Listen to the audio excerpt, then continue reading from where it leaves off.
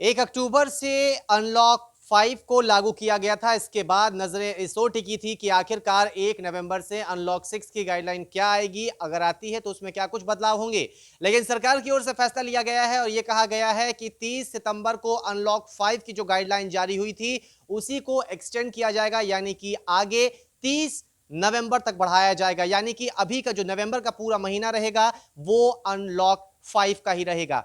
अब जो भी उसमें अगर हम अनलॉक 5 की बात करें, जो 30 सितंबर को जो गाइडलाइंस जारी हुई थी, अगर उसकी बात करें तो उसमें जो कुछ फैसला लिया गया था, जो कुछ छूट दी गई थी, वही चीज पूरे नवंबर में भी लागू रहेगी। यानी कि सिनेमा हॉल हो, जिम हो, जो तमाम चीजें थी उस पर वही फैसला रहेगा। अगर हम बात करें स्कूलों की, तो कई राज्यों ने स्कूलों को खोलने की शुरुआत कर दी है और कुछ ऐसे राज्य हैं जिन्होंने अभी तक बोला है कि अभी हम स्कूल नहीं खोलेंगे, आगे फैसला करेंगे। हालांकि अगर 30 सितंबर की हम बात करें तो केंद्र सरकार ने यह कह दिया था कि अगर राज्य चाहें तो वो स्कूल खोलने का फैसला खुद ले सकते हैं। उसके लिए जो भी एसओपी होगी वो बनाएं और हमें भेजें, उस पर चर्चा होगी। और साथ ही साथ ये भी कहा गया था कि जो लोकल एडमिनिस्ट्रेशन है उनसे भी इस मुद्दे पर डिस्कस करें, उनसे चीजें डिस्कस करने के बाद एक एसओपी बनाकर उस पर आगे बढ़े। तो अब ऐसे में पश्चिम बंगाल है और साथ ही साथ कोई कुछ ऐसे राज्य हैं जिन्होंने कहा है कि अभी स्कूल नहीं खोलेंगे, ऑनलाइन पढ़ाई जो है वो जरूरी है।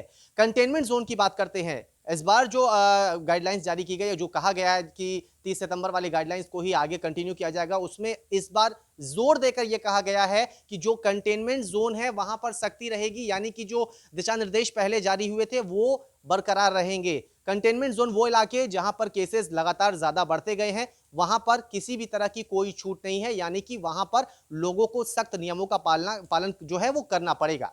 क्योंकि देखिए नवंबर में कई सारे त्योहार भी पड़ रहे हैं। इस लिहाज से कई लोग ये भी कई सारे सवाल ऐसे आ रहे थे कि क्या त्योहारों में कुछ छूट मिलेगी या नहीं मिलेगी। इस पर जो स्थिति है वो सरकार की ओर से साफ कर दी गई है। यानी कि त्योहारी सीजन है, लेकिन इस त्योहार में कोई भी किसी भी तरह से लापरवाही नहीं बरतनी है। मास्क का जो इस्तेमाल है उसे अनिवार्य रखा गया है।